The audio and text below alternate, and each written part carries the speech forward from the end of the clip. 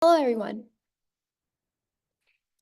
Welcome to the 2025 UAF Arctic Innovation Competition, presented by the UAF Coal Mine. My name is Amber Bradley, and I am a UAF College of Business and Security Management student, studying business administration with a concentration in finance and economics. I am honored to be your MC this evening for the second night of the main division semifinals. These are the top 10 ideas. 4 competitors presented last night. We will hear from 6 more presenters tonight. As a reminder, they are competing for cash prizes of up to $15,000 and 4 kicker prizes valued at $2,000 each. The Arctic Innovation Competition awards over $45,000 in cash prizes and awards. And this would not have been possible without the generous support of our many beloved sponsors. Founding sponsors have supported AIC and our innovation and economic development mission since 2009. That list includes AEDC, Design Alaska, Dalian Limited, Fairbanks Economic Development Corporation, Kinross Alaska, Juneau Economic Development Council, and Northern Bank. Competitors are eligible for kicker prizes regardless of their placement in the top 10. The Educational Legacy Fund, Alaska NSF EPSCoR, Mount McKinley Bank, and Respect fund these $2,000 kicker prizes. Alaska 529 supports the Cub and Junior divisions. They are providing 7 education-free savings plan scholarships at $2,000 each. The Classroom of the Future Award, one of my favorite awards, is announced and awarded at the finals. One teacher that the Cubs and Juniors include during the submission process who incorporates AIC in the classroom is randomly selected for $2,000 award. Want to vote on your favorite idea? Fan favorite voting allows you to select your favorite idea in each division. Recipients will receive $100 and, more importantly, a unique Lego trophy.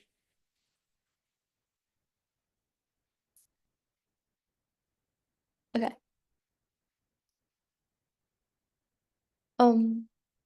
Thank you to Chris Merrock from Allstate for sponsoring this award. Cast your vote on the AIC website starting Saturday the 12th and closing at noon Friday the 18th. Tonight, we have an expert panel of judges joining us. I have the distinct pleasure of welcoming Jack Wilbur, the judges chair from Design Alaska, John Bittner of Alaska Small Business Development Center, who is unable to attend tonight, Jim Cully, representing Mount McKinley Bank, Brian Holst, joining us from the Juneau Economic Development Council, Justin Seavey, representing our presenting sponsor, UAF Coal Mine, and a UAF MBA graduate, David Sandberg from Respect Engineering and also UAF MBA graduate, and one new judge joining the AIC team, Melissa Ray from GCI. We want to thank our presenting sponsor, UAF Coal Mine.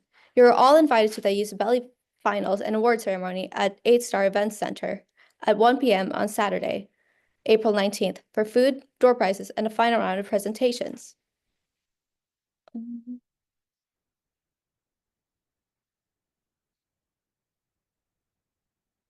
Let's get started with the presentations. Each competitor has 5 minutes to present their ideas, followed by 5 minutes of questions from the judges panel. First up is Noah Emerson with Root of Rhodilia, an inquiry into chemical extraction. Let me know when you're ready. Give me a thumbs up, and once the timer starts, please start your presentation.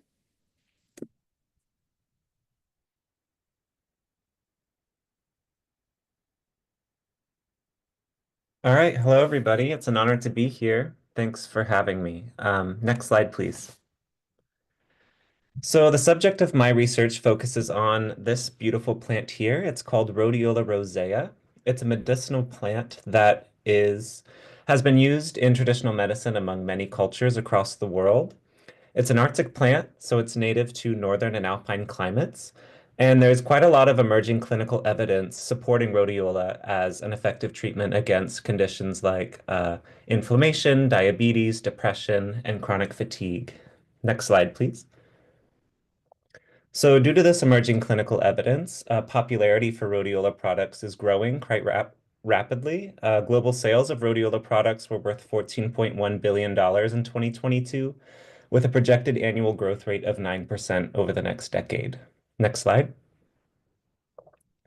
However, due to its growing popularity, rhodiola is sadly overharvested in many of its native ranges, and this has led to international trade restrictions on wild harvested material, which has created a higher demand for sustainably cultivated rhodiola. Next slide. So all of these factors combined create quite the opportunity for our farmers here in Alaska. For one, Alaskan climates are perfectly suited to cultivate rhodiola, it being a cold adapted species. There's now limited competition, especially internationally, due to these trade restrictions that are in place. And there's already growing interest among Alaskan farmers. Currently, there's about 8 farmers cultivating rhodiola at a commercial scale. Next slide. So one of the challenges that rhodiola farmers are facing right now is access to reliable quality testing. And this is truly the subject of my research.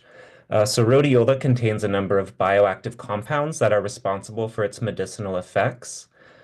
And the ability to measure these compounds through laboratory testing becomes very important as a measure of quality and potency for rhodiola products. However, there's currently no lab in Alaska that's able to perform this service. The few out-of-state labs that exist currently charge between $320 and $520 for these services, which can be cost prohibitive. And additionally, there's just no industry standard protocol for how these tests are performed. So basically, these different labs are using different methodologies, which lead to inconsistent results. Next slide. So in order to solve these problems, I believe we need to do two things. First, we need to optimize the protocol for rhodiola quality testing, one that maximizes accuracy, efficiency, and consistency. And then we need to bring these lab services to Alaskans, and I think we can achieve that through a UAF recharge center. UAF already possesses the specialized equipment, the lab space, as well as the expertise to perform this service, and I think we should capitalize on that infrastructure. Next slide. So I've done a rough cost breakdown as to how I believe this could work. And basically, if we factor in labor, consumables, equipment maintenance, as well as the UAF standard facilities and administrative surcharge, we could be offering this service for less than $200 per sample, which is about half of what those other labs are charging. Next slide. And so who would this benefit? Obviously, our small scale farmers here in Alaska, as well as rhodiola product manufacturers, researchers who study this plant, consumers who want access to quality assured products, as well as the plant itself. You know, by helping support the expansion of rhodiola cultivation in Alaska, the idea is we would help take pressure off some of these wild populations to help the plant thrive in the long run. Next slide. So we're well on our way to achieving our project goals here. Protocol optimization is in progress, which I expect to complete in fall 2025. We've already established close working relationships with Alaskan farmers and product manufacturers who would serve as our customer base for this service.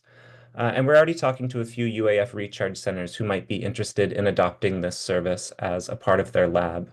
So what we're really seeking now is a little bit of that, startup funding to cover costs of reagents and equipment, lab equipment, to be able to set up this new service at the university. But thank you for your time, and yeah, I'm available for any questions.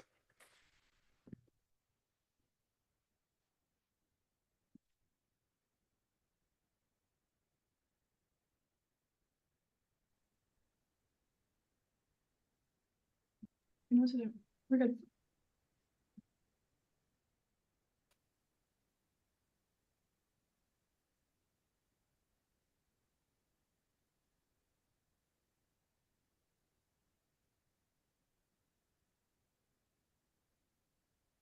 I think you're up first, Jack. Thank you, Noah. Are you ready for some questions from our judges? Judges will each ask a question in a particular order, starting with Jack Wilbur, then Jim Cully, and Brian Holst.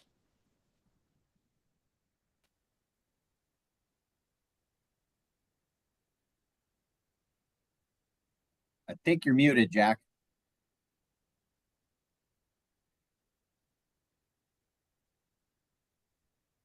Can you hear me, Jim? I can hear you, Brian, and Okay. I'm guessing you guys can hear me.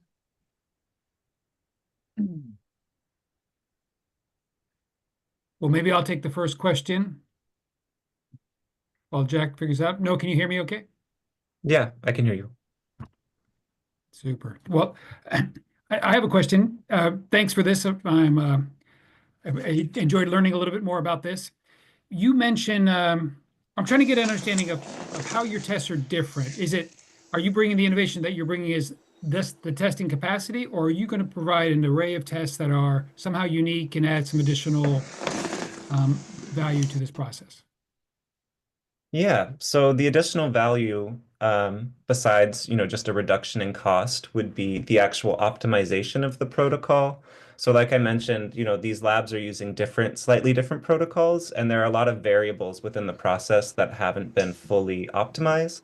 And so that's the subject of my master's thesis right now, is I'm optimizing that protocol, each of these different, little variables along the process. And hopefully by the end, we'll have like a fully standardized protocol that I can offer that is more accurate and reliable than some of these other tests.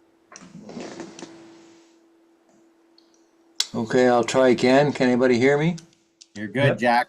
Okay, thank you. So, what is a recharge center? I'm not familiar with that.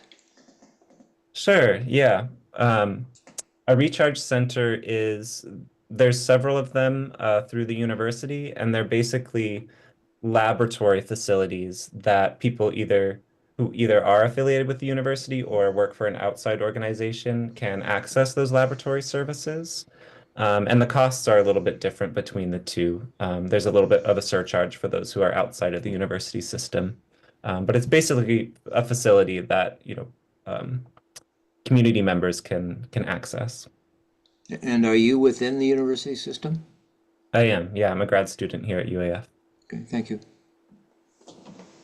So Noah, you were talking that outside labs already kind of do this, but everybody seems to have their own protocol. I'm kind of curious, what do they do, and how do you think yours is going to be different? Right. So unfortunately, since they're my competition, I really haven't been able to speak to these labs directly, or they haven't been interested in talking to me. But I've spoken to some of the, farmers and product manufacturers here in the state who have tried to access these services, and um, they have said that they're just not satisfied with the science behind these services, and that they've tried multiple and notice, inconsistencies between the results between labs. So they're really seeking like kind of you know, a reliable protocol that And gives so what are they looking for in these tests? I mean, are they looking for a potency of a certain, chemical that they're extracting, or I mean, what are they looking for that they're not getting already? Yeah, so rhodiola contains a number of bioactive compounds, and there's, two primary ones that people really look at, but really, there's five that people kind of attribute the medicinal benefits to result from. And so the test basically just takes a sample of rhodiola, extracts those compounds and measures them using high performance liquid chromatography is the technology. Um, and basically just quantifies those compounds as a measure of potency. Okay. All righty. Good. Open if anybody else No, has other questions. can you speak a little bit to sustainability? I mean, you're clear that over harvesting is worldwide, it's a problem. In Alaska, it grows. How does your intervention increase sustainability?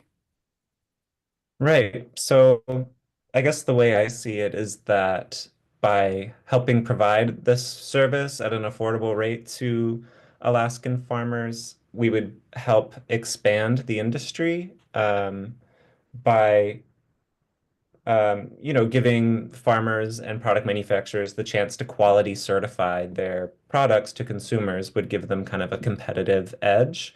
And so help, expand the industry overall, and that would help take pressure off of these wild populations that are being overharvested. I see. So you mean you're trying to help make the commercial operations more sustainable financially to reduce pressure on wild population. Is that the connection? Yeah. Yeah, in terms of sustainability, yes, but also for, you know, ensuring potency and quality to consumers. Yeah, because studies have shown that, you know, rhodiola products that aren't quality tested can kind of be all over the map in terms of their potency. Thank you. Thanks. Yeah, thank you all.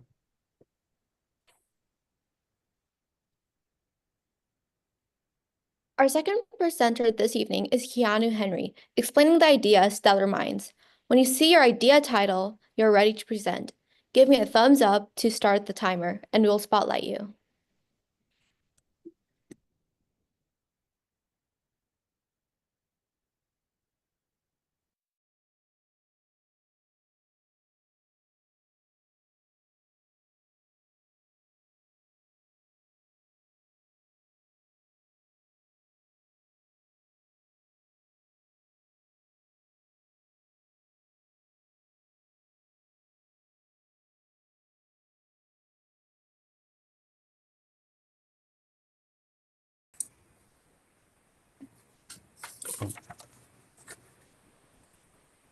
Hello.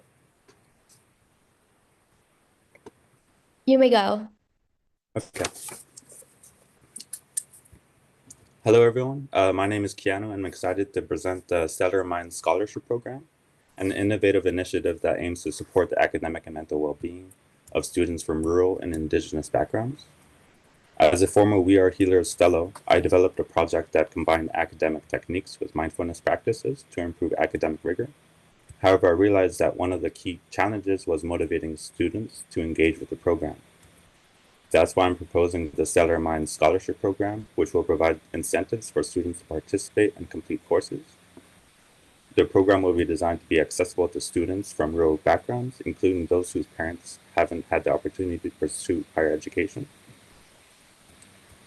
By providing a comprehensive support system that includes academic coaching, mental health resources, and financial incentives, we can help level the playing field and create a more equitable education system. I've already received supportive comments from mental health experts, professors, and nonprofit founders who believe in the potential of this program. The Intertribal Agriculture Council has also agreed to support our efforts, and we're in the process of confirming partnerships with local organizations. The startup funds from this competition will be used in helping us develop the program and launch a pilot within Alaska. We plan to use the funds to develop a digital platform, create course content, and establish partnerships with local organizations.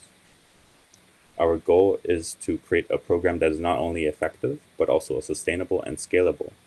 We believe that providing a comprehensive support system and incentives for students to participate, we can make a positive impact on their academic and mental well-being. To ensure the program's success, we'll be working closely with local organizations and community leaders to develop a culturally sensitive and responsive program. In terms of evaluation, we'll be using a combination of quantitative and qualitative metrics to assess the program's impact. We'll be tracking the student engagement, academic performance, and mental health outcomes, as well as conducting regular surveys and focus groups to gather feedback from participants. We believe that the Stellar Minds Scholarship Program has the potential to make a significant impact on the lives of rural and indigenous students. By providing a comprehensive support system and incentives for students to participate, we can help them overcome the barriers that have historically prevented them from achieving their full potential. In the long term, we envision a future where students from rural and indigenous backgrounds have equal access to quality education and are empowered to pursue their goals and dreams. We believe that the Stellar Minds Scholarship Program can play a critical role in making this vision a reality, and we're excited to take the first steps towards making it happen. As we move forward, we'll be focusing on building a strong team and establishing partnerships with local organizations. We'll also be working to secure additional funding and resources to support the program's growth and development. I want to emphasize that this program is not just about providing academic support, but also promoting mental health and well-being. We believe that by addressing the whole student, we can help them achieve their full potential and make a positive impact in their communities. In conclusion, the Stellar Mind Scholarship Program is an innovative solution that addresses the unique challenges faced by rural and Indigenous students. We believe that our program has the potential to make a positive impact on the lives of these students, and we're excited to have the opportunity to share our idea with you. Thank you for considering our proposal.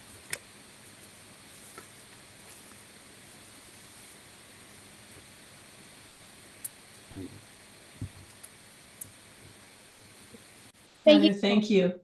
I think I go first with questions. I am Melissa, I work for GCI, and I am specifically entrenched in our rural clients, specifically healthcare and education. So I commend you on this initiative, especially as it relates to Arctic youth, particularly Indigenous youth, as everybody knows, they face significant mental health challenges, high rates of suicide, substance abuse, et cetera. So thank you. Question. Where will you source the content, especially for the culturally appropriate content as you talked about, because there seems to be kind of a lack of resources available. What's your plan for the content? For my fellowship with the We Are Healers fellows, I created a couple of courses on a couple of different study techniques. I believe getting one of those techniques, such as like Pomodoro technique, where every 30 minutes you take a 15-minute break to go and maintain mental fortitude. Most Pomodoro techniques, it requires a timer. Others require like different things that you're familiar with. Like for me, I listen to the Pomodoro technique based off of Skyrim theme music.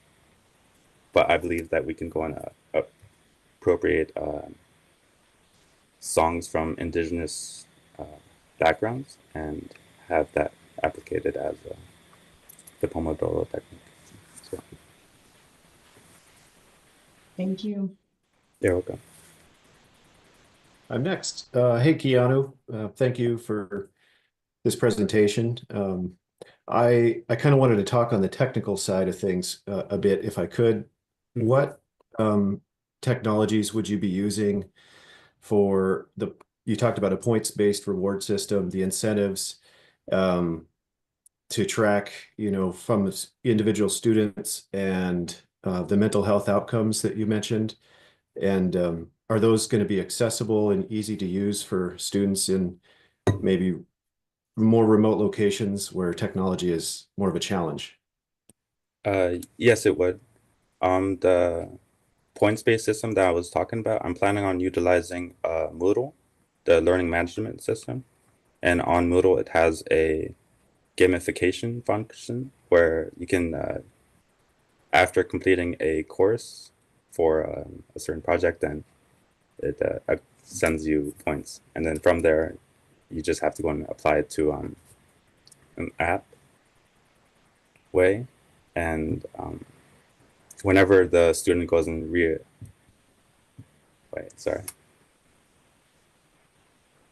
gets access to internet, they can go and take a quiz based off of the courses that they completed, and then from there they can go and get the points added to their account and then get judged for the scholarship.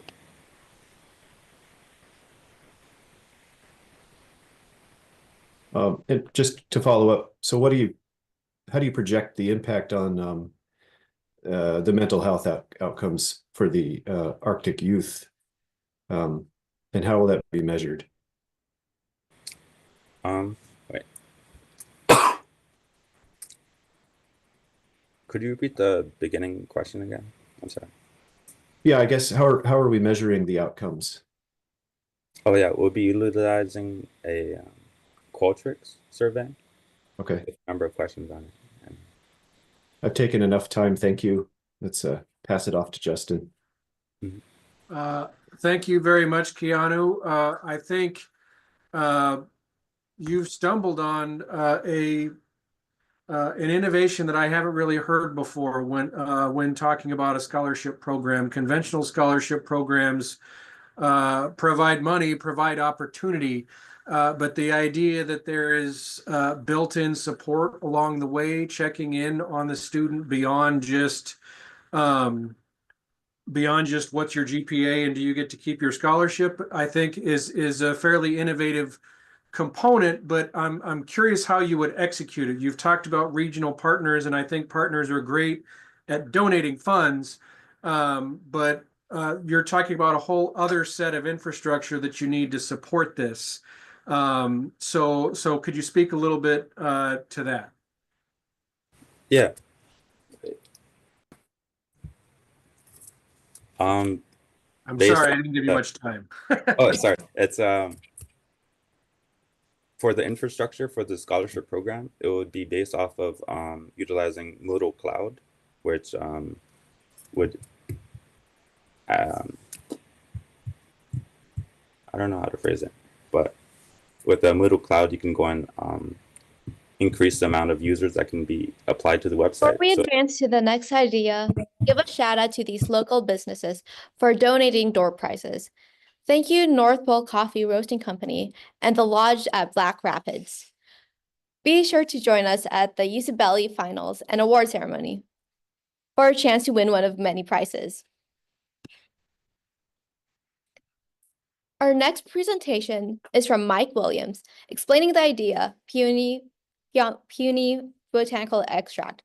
Once you see your slides, give me a thumbs up and to start the timer, and you'll be ready to present.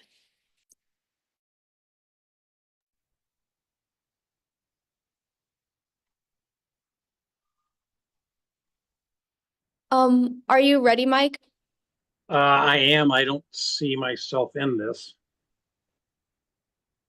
It's okay. Can you see the timer on the slides? I do see the timer. Okay, you may go. Thank you.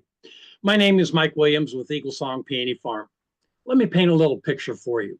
Next slide, please. In 2001, research on growing peonies in Alaska began as a 10-year research project at the University of Alaska Fairbanks. Dr. Patricia Holloway planted the first test plot of peonies at the Gorgeson Botanical Garden. By 2023, it was estimated there were over 200 peony farms in Alaska producing and exporting over 300,000 stems.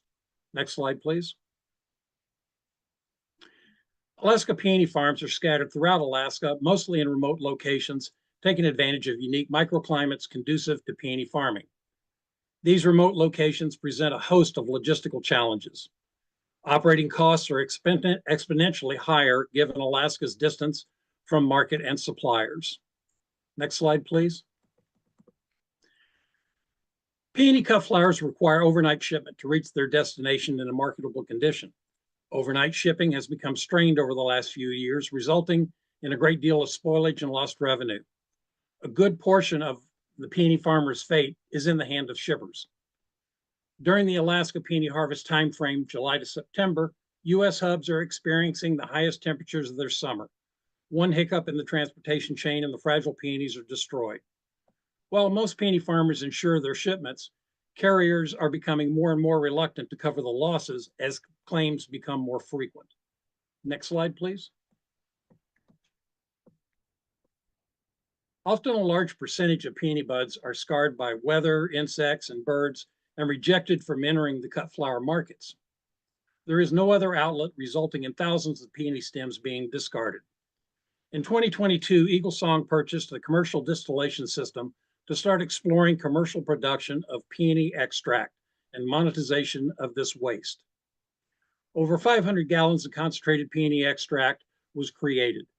Value-added products were created to include carbonated soda, ice cream, candies, barbecue sauces, basting sauces, pancake syrup, flavorings for mixed alcoholic drinks. Our project is a bold attempt to position botanical peony extract as a nationally recognized extract flavoring and promote it to the food and beverage industry. This project will create an entirely new market for Alaska peony producers and producers throughout the United States. Future goals include promoting the pharmaceutical, cosmetic, and industrial benefits of various peony plant extracts. Next slide, please. Alaska peony farmers compete for labor and transportation with the well-established fish and expanding tourism industry. Extract production creates the opportunity to establish more long-term stable jobs, reducing the competition with those industries. Next slide.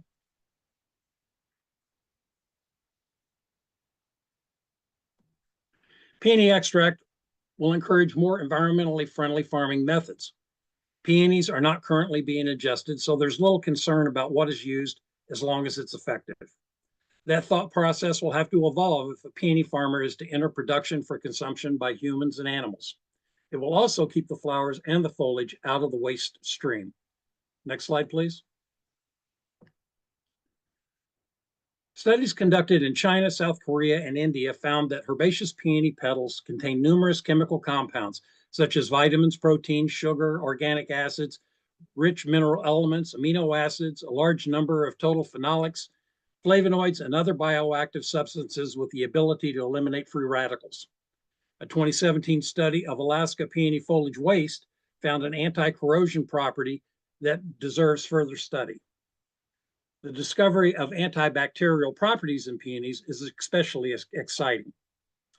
Next slide, please. So what's our market?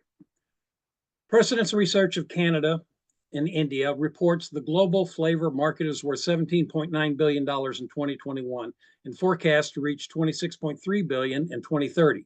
North America is the second largest region in consumption of food flavoring, making up 31.4% of the revenue share. The largest consumer is the Asia Pacific region at 41.6%. This easily puts Alaska at the doorstep of almost 3/4 of the world's consumption. In closing, I would like to add, next slide, please, I'm sorry. In closing, I would like to add that Alaska peony extract is also a small step by Alaska farmers towards addressing Alaska's food insecurity. This ends my presentation. Thank you for the opportunity. Well done, Jack. Well done. Jack will start with the judges' questions, followed by Jim and Brian. Yes, thank you. Fascinating topic. Are there others that are doing this, or is this idea of peony extract for flavoring something that you have come up with? It has been researched and tested for quite a while, but there is no one that is producing it commercially at this point. Okay, and that's what you're attempting to do. And so have you test marketed it to some degree to find out, do people like the flavor? I have no idea what it even, I can't imagine what it tastes like, but. I'm sorry, I lost you. We froze up. Oh, sorry. I was wondering if you have test marketed it, so for feedback from people as to, whether or not the flavor is something that is satisfying, they like it, and that's it.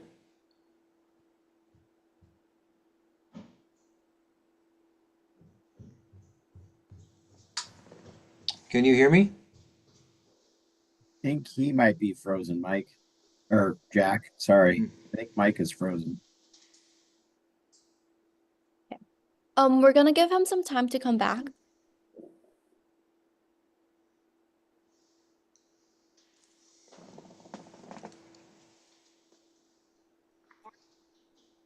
Oh, go. You might start again. Okay. Can you hear me now, Mike? I can, Jack, and I think your question was, have we test marketed peony extract? Yes. The answer is yes, we have extensively. Many Alaska peony farmers right now market value-added products at farmers markets throughout the state. We cannot, though, sell outside of the state at this point. As an example, for me, in our flower boxes that go out to consumers around the country, we have been including samples of some of our products that we create. The response from the public, and it's been hundreds. The response has been, where can I buy more? Okay, thank you. Thank you. And thanks for this presentation. What percent of the plant could be used in this way? Is it 1%? Is it 90%? want to get a sense of when you talk about reducing waste stream, et cetera, how much of the plant would you actually use? Great question. Our answer is we intend to use all of the plant.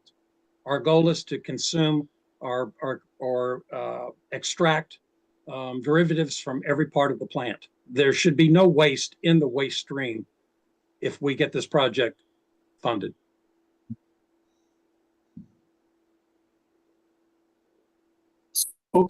When you're using these, is it mostly the flour that you've used and experimented with so far, the ones that are damaged so you can't ship them out, and then you're looking at using other parts of the plant, or you just all mingle it all together? No, we do not mingle. It's very specific.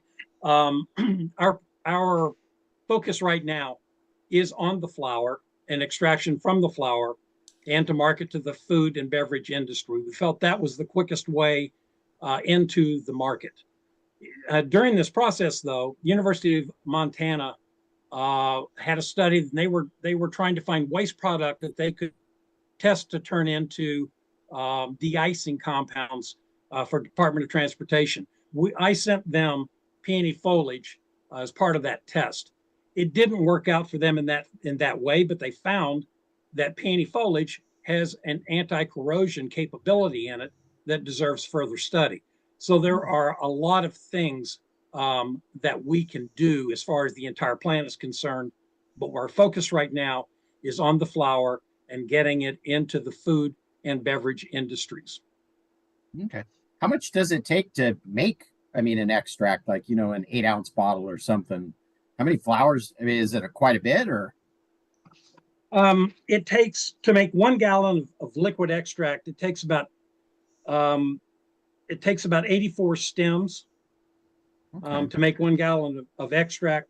That is at a cost of about $210 per gallon. It's fairly expensive, but it is concentrated, and our gross profit off of that $210 investment is $557 in product. Oh, that's good. All right. I'll open it up for Jack or Brian if you have any more questions. You mentioned the conversion to food process versus cutting for, flowers. How expensive is that? Is that feasible for typical farmer? How hard is that? It is especially cost effective for Alaska farmers because of our increased costs. Everything in Alaska is more expensive. So it is quite cost effective for us to do so. And again, the consumer is looking for something that is natural, botanical. Anything that is considered peony flavored at this point is artificially created.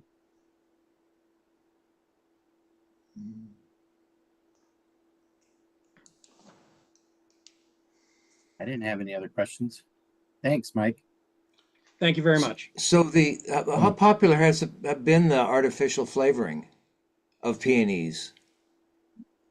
That's a hard one for me to gauge. We're talking national and international market. It is very limited.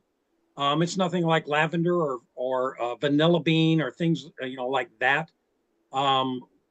So it has been very limited, but it is out there. We are out of time and must move on. Let's take a moment to highlight our kickers, which award $2,000 each. The first is Alaska Student Kicker, sponsored by Mount McKinley Bank. Did you know that Mount McKinley Bank is the oldest and largest local financial institution in Fairbanks? Respect Engineering sponsors a well-known Arctic kicker. Respect specializes in innovating mission-critical solutions that enhance client success through integrated consulting and IT services. NSF Alaska EPSCoR sponsors the Climate Adaptation Kicker. They were created in 1979 to identify, develop, and best use a state's academic, science, and technology resources. Lastly is the Sustainability Kicker, sponsored by the Educational Legacy Fund.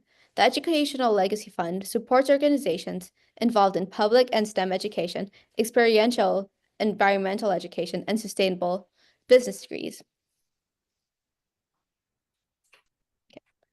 Next up is Ryan Tinsley and Stacy Fritz with Alaska Adaptable Kid Foundation System. Remember to watch the countdown clock. Once you see your slides, the virtual stage is yours. Hello, we are Alaska Adaptable Housing based here in Fairbanks. Thank you for this opportunity to present our adaptable kit foundation system. Next slide.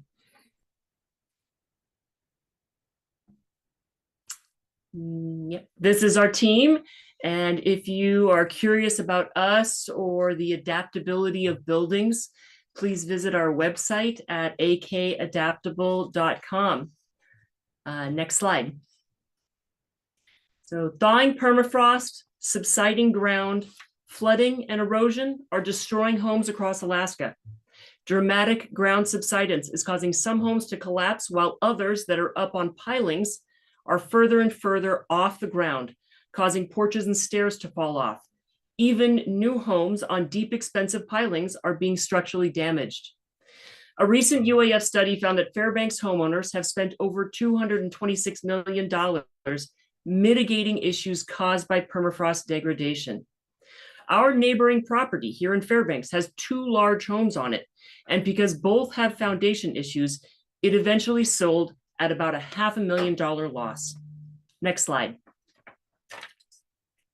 These are the primary types of foundations used in permafrost areas. We've developed a comprehensive list of design constraints for the ideal foundation for Alaska. Our bare minimum criteria is that a foundation must reliably protect homes from damage even when there is dramatic ground movement. To achieve that, they must be integrated and stiff so that even when they come out of level, everything remains in plane and there's minimal differential movement. Of the 4 options here, only the skid meets that criteria. Next slide. We are inspired by Anchorage engineer Mark Anderson's Arctic Surface Foundation. 3 of these were built 20 years ago in communities with unstable ground, and they have performed extremely well. Structurally, this is a robust solution. Unfortunately, it's heavy, expensive, and its large components need welding, heavy equipment, and winter-only construction, so it is not feasible everywhere. It's also not expandable. Our system, next slide. Our system can achieve a similar structural rigidity, but it is a flat pack kit that bolts together on site without heavy equipment or specialized skills. Shown here are 2 sides of a building with our foundation components creating a lower 4-foot perimeter directly integrated with the wall frame. The 4x4-foot ring frames absorb and transfer loads. When bolted together, the system functions like a deep truss directly supporting load paths. Critically, our foundation can be wrapped within the building envelope to create a heated utility corridor. This means air can be circulated to any part of the home. Tanks and mechanical systems are secure, and occupants enjoy a warm floor in the Arctic.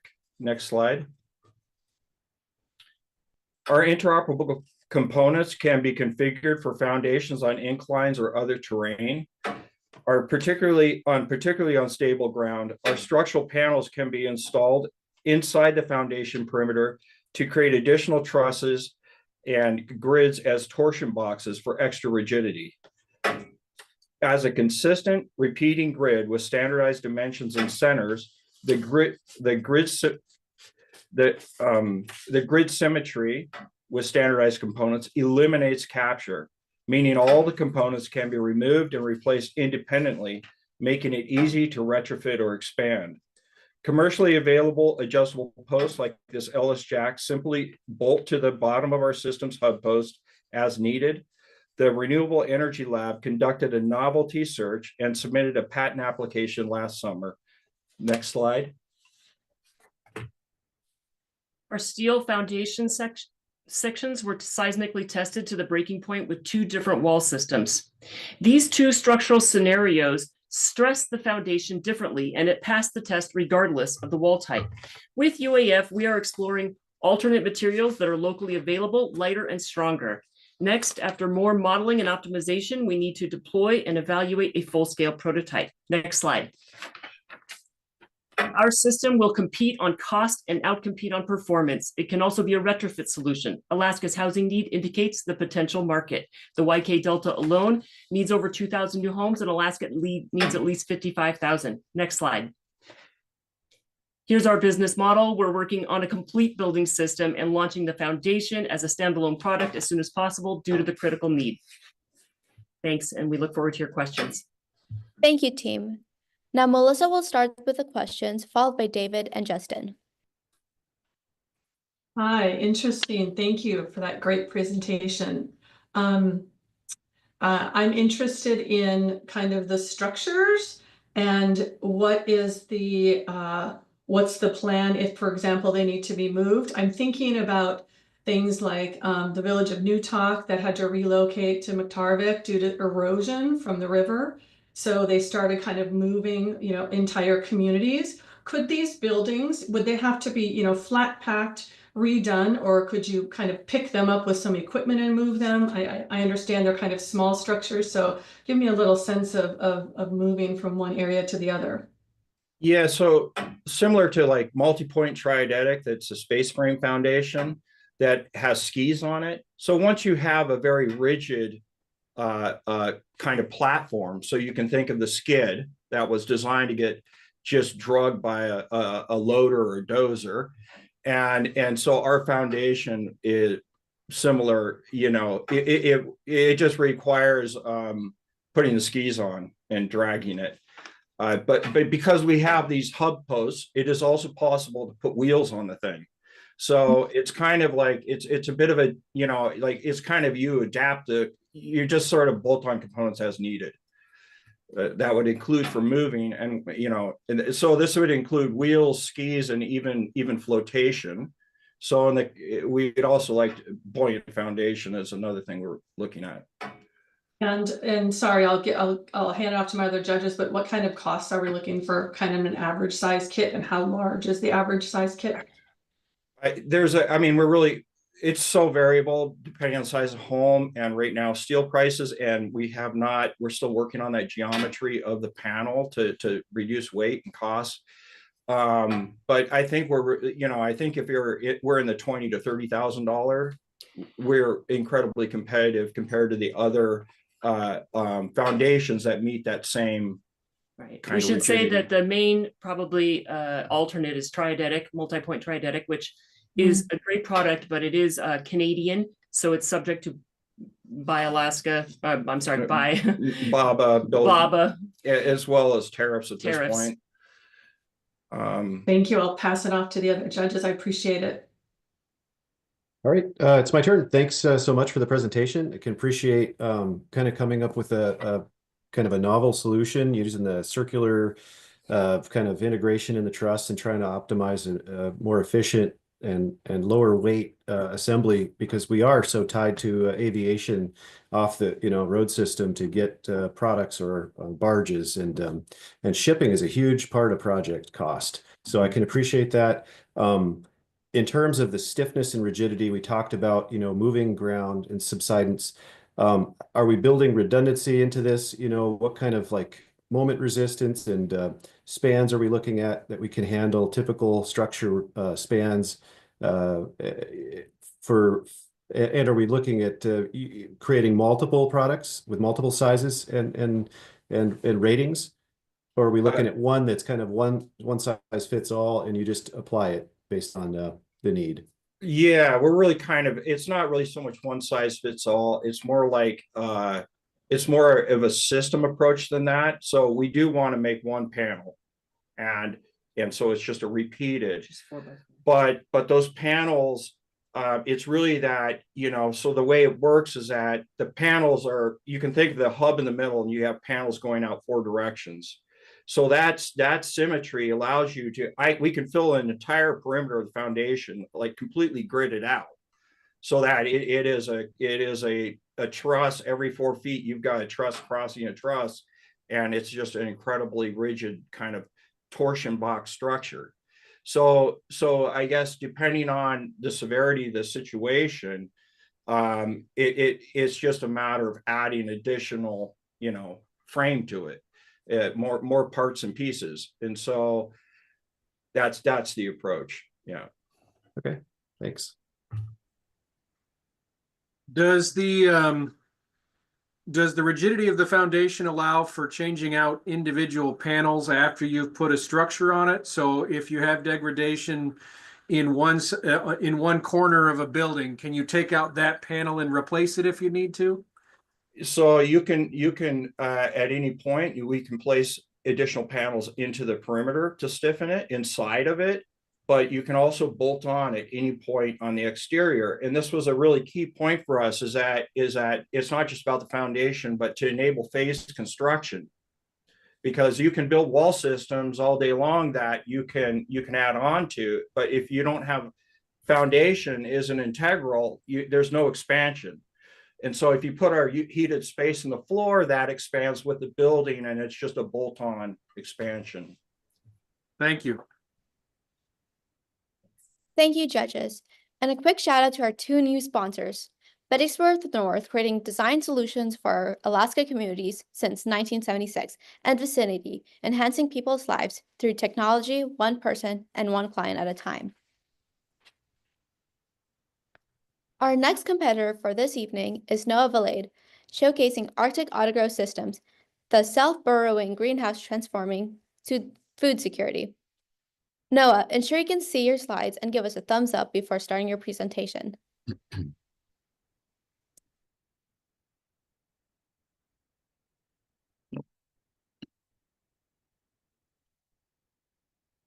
Okay, so my name is Noah, and thank you. I'm excited to be here.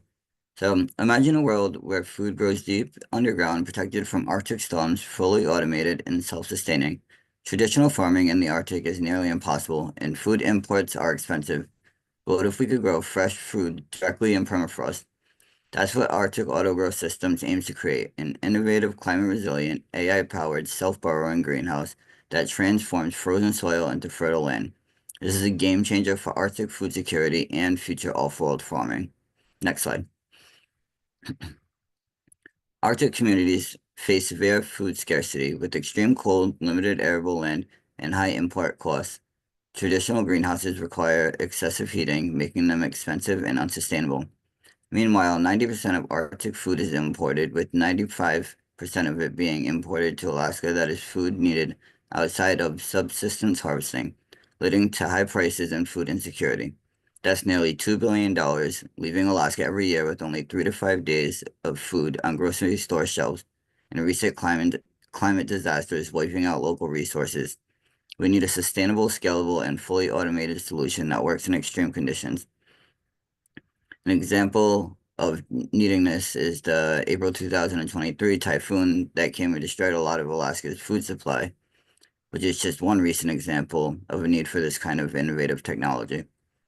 Next slide.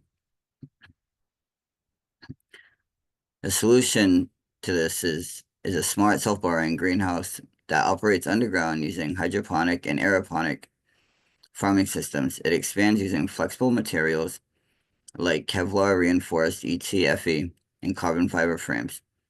The system uses AI-powered excavation bots to burrow underground, creating climate-controlled hydroponic farms. It automatically expands using an innovative, flexible structure made of Kevlar reinforced ETFE and telescoping carbon fiber frames. Inside, aeroponic and hydroponic technology ensure maximum food production with minimal water usage. The table in the graph here on the slide, it breaks down the materials used, the outer shell, the frame, the transparent panels, shimmeries, alloys, insulation, etc. There are other material options available, but these would make the most sense in this situation. Next slide. And here's an idea of how it works. So the red shows the AI-powered drill that carves and excavates the permafrost, making space for the greenhouse. The dark gray shows the expandable greenhouse structure that unfolds and secures itself underground. The blue shows climate controls that would engage, regulate temperature, humidity, and CO2 levels. And the green represents hydroponic trays growing crops using minimal water. Next slide. The hydroponics market is worth over $16 billion. Governments and research institutions in the Arctic are actively investing in seeking sustainable, resilient food systems. And unlike traditional vertical farms, there are no competitors. This is the only solution that combines automation, underground deployment, and Arctic resilience that also has scalability beyond just the Arctic and other harsh climates as well. And these graphs represent that.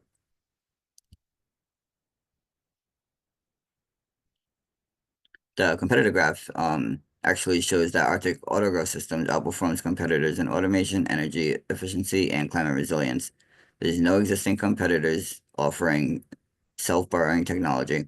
Hydroponic farms and vertical farming have partial climate resilience, but lack Arctic-specific automation. Next slide. There are multiple revenue channel options: direct sales to Arctic communities, mining and oil companies and research bases, leasing to defense sectors and energy sectors, licensing the AI and automation tech to large-scale agricultural firms and mining and oil companies, as well as consulting the maintenance services for installed systems and remote operations. Next slide.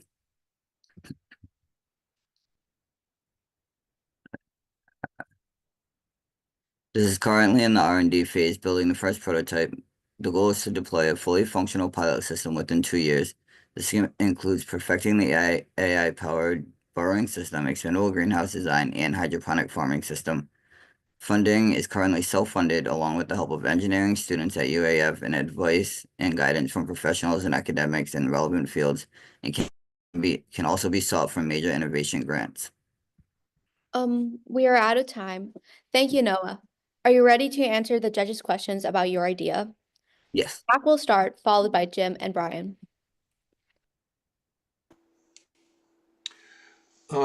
Yes. If it's completely underground, does it have an earth cover also, or is it covered by something else? It has insulation, protective insulation, and I'm not an engineer. I work more in infrastructure and climate adaptation. So this is more of an idea I had that grew out of sort of something else that kind of I really went like all in with. And there was a lot more to the slide that I didn't get to that would have explained that a little bit better. But the insulation, the transparency, the excavation, the way it expands, all of the materials used would go into that into the permafrost. So the structure would stay the way it's supposed to stay, and so it would grow the way it's supposed to grow. And how would it be accessed? It would be accessed through AI excavation underground. There would No, be I mean by people that were going to tend the plants and things like that, put the plants in. And so let's see. I had I wish we had more time to go through the slides. I apologize. So it would be underground. So it would be mostly the AI excavation, and there would be people on top that do control that, but it would be very minimal compared to other types of farming. Okay, thank you. So I also have a question about the bio. First, I want to say, wow, your vision is huge. I get told that a lot about. So I'm trying to understand. So where does the volume go? You put this device in underground and it starts to excavate, and there's this volume of earth that gets removed. Help me understand where that goes and how that operates, because as it continually expands. Yeah. So let me try and find them. I had it.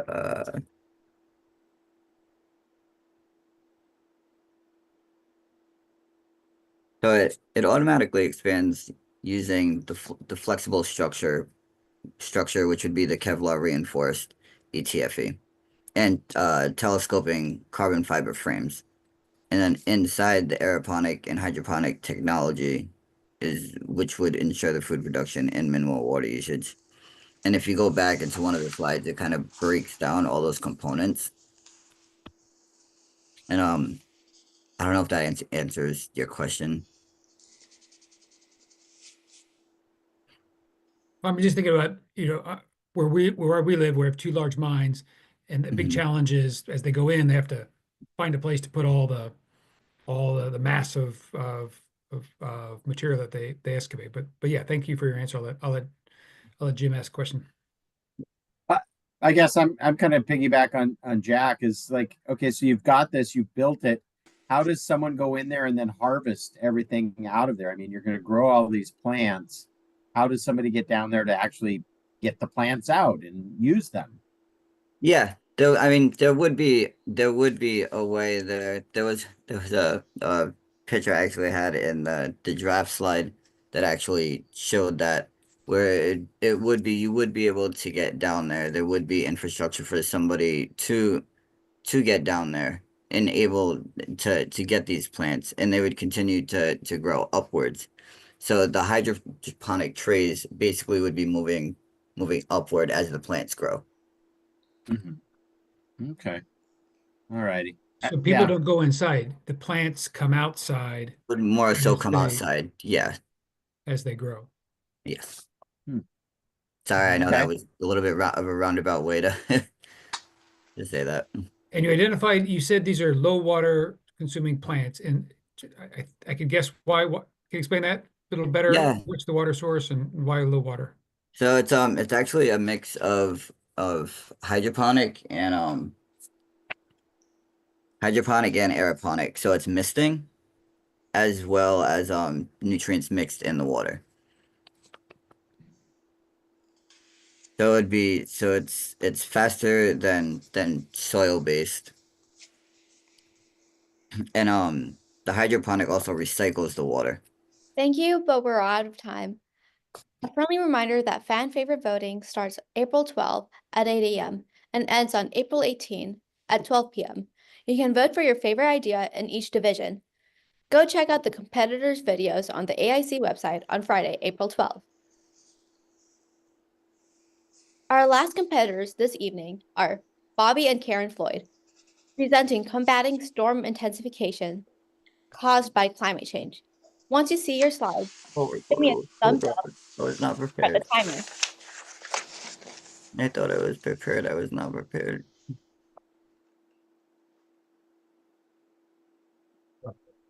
Are you ready? Can you unmute yourself?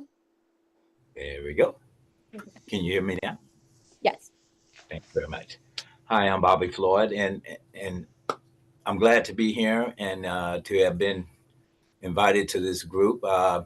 And I'm the inventor of a new safety device known as the Take Cover that we feel as though would be of great use to the general public in combating storm intensification using the Take Cover. Next slide, please.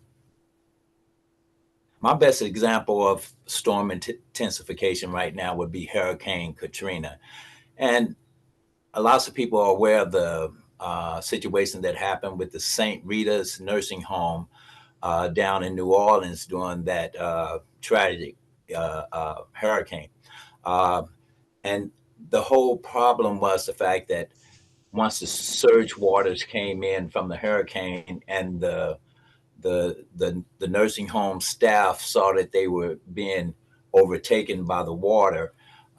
Once emergency boats did arrive to their location, the staff immediately jumped into one boat and they left 35 bedridden patients to their fate.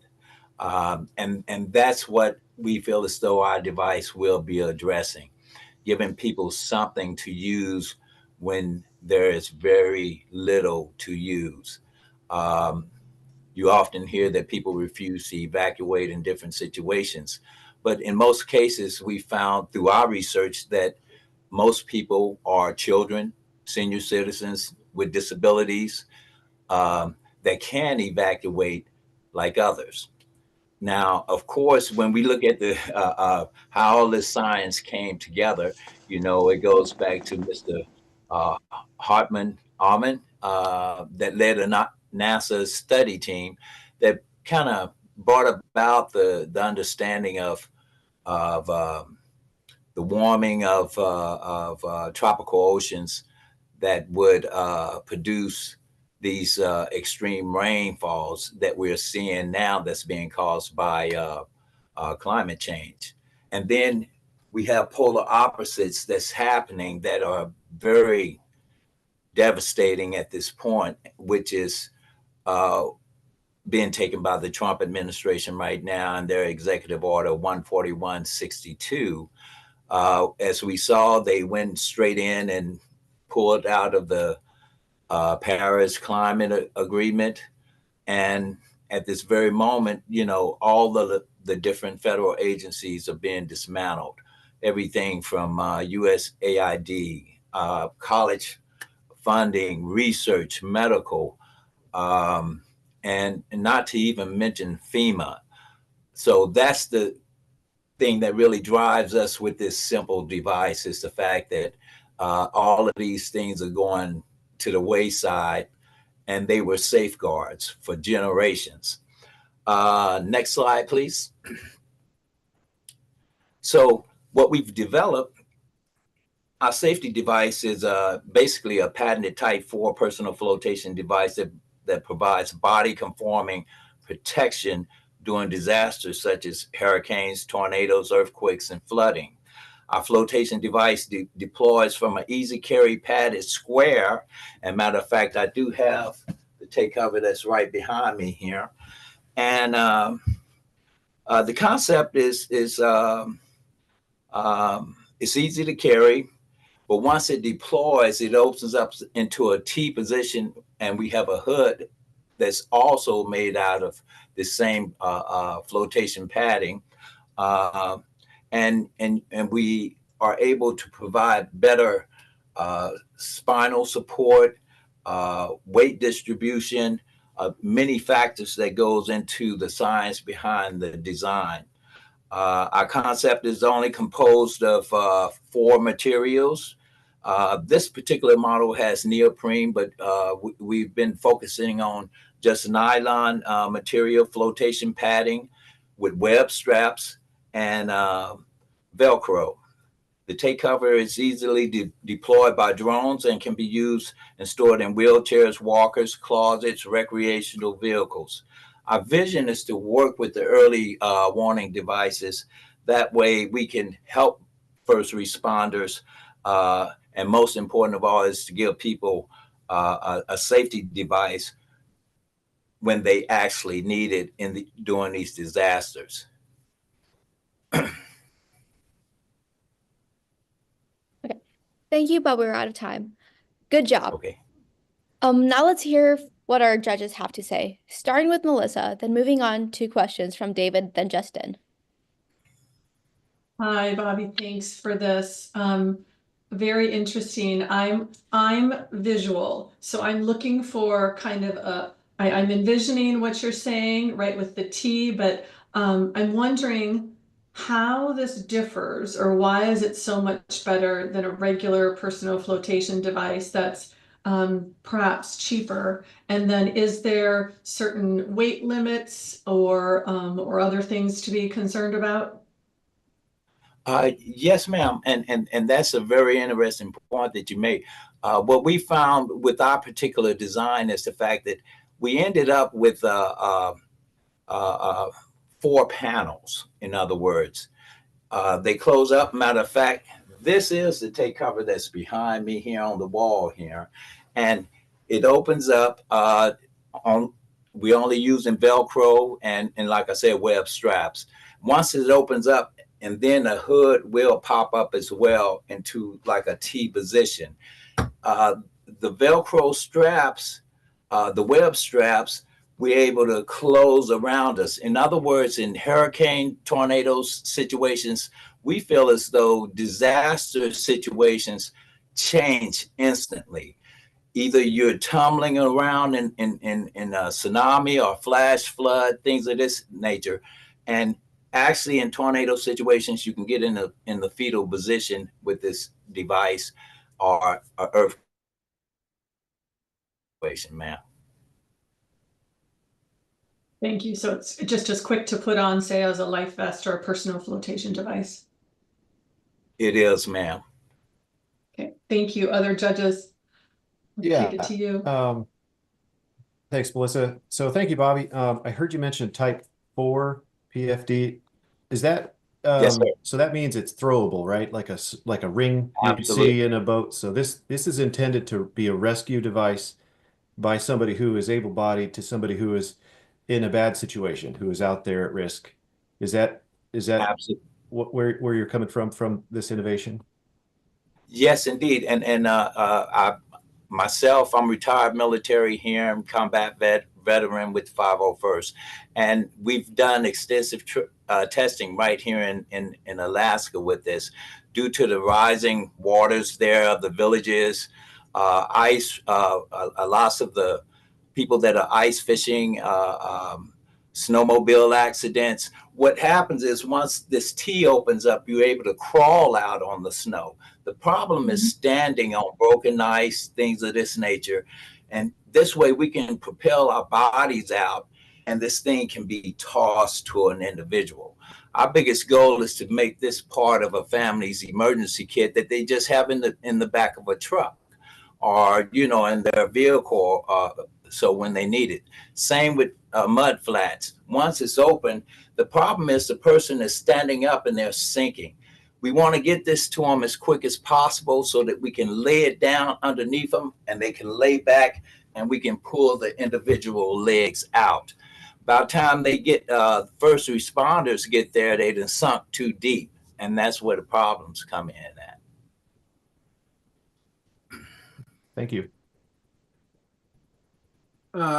Thank you, Bobby. I want to make sure that I'm understanding this correctly, because the combination of the language for a shelter and for a personal flotation device, I think, is tripping me up a little bit. Is this something that a person wears, or is this something more like I don't want to call it a life raft, but something that floats that a person gets onto or inside?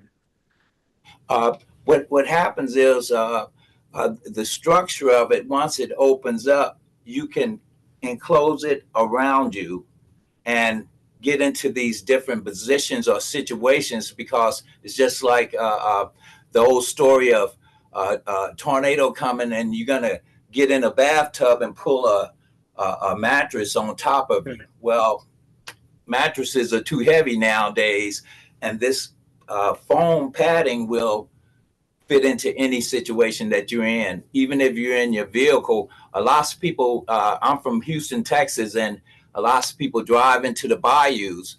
When we have it in a closed position, like what you see there, they can just fall out the window and escape that way. Yes, sir. So it's different forms that we can use. Bobby, really quick, what are you planning to be the retail price? I saw $15 per unit manufacturing. What are you thinking for retail cost? The goal was to keep it under 100, ma'am. Okay. Thank you. And thank you for your service. Thank you, ma'am.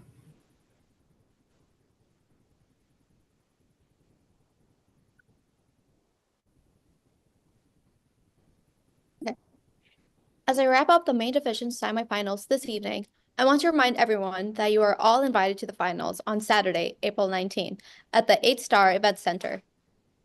There will be door prizes, food, and interactive activities for all ages. Come out and support entrepreneurs from 1 to 5 at the Usabelli Finals and Award Ceremony. Just a quick reminder to our judges that we are taking a 10-minute break and will gather back online for deliberation using the new Zoom link. Thank you, competitors, for your presentations and judges for your brilliant questions. It is a huge deal to make it to AIC semifinals. We appreciate all the hard work and creativity you've put into your ideas. Plus, you all did a fantastic job presenting. Thank you and good night.